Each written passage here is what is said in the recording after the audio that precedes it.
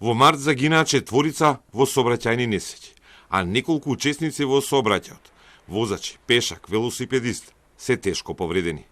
МВР пак го полни билтенот со наведување дека во зачестените сообраќајни контроли се напишани стотици казни. Директорот на Бирото за јавна безбедност вели дека состојбата е лоша и зависи многу и од сообраќајната култура. Меѓутоа, мора да бидеме сите свесни, сите сме учесници во сообраќај, дали како возачи, дали како пешаци. Имаме и наши малолетни деца, и тие се учесници во сообраќај, мораме културата да издигаме на врвно ниво.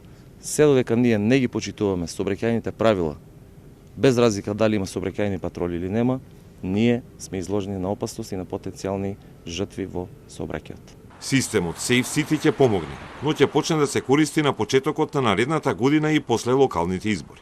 Нема политика, вели директорот на полицијата Јанев, туку треба да се изменат неколку закони за да може да се користи.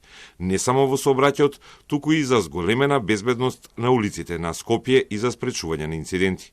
Тврди дека претходно со проектот Safe City имало само шминка.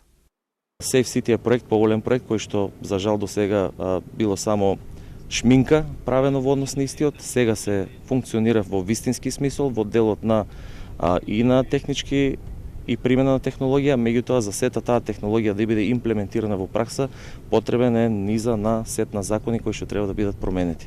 Вие знаете, имавме и некоја дебата, јавна трибина во сето тоа и сам министерот спомена дека неколку закони, 5 закони минимум треба да бидат променети. Најголем проблем останува честото кршење на сообраќајните правила од возачите, возењето без дозвола, но и лошата осветленост на улиците и пешачките премини, со што дополнително се намалува сигурноста на учесниците во сообраќајот.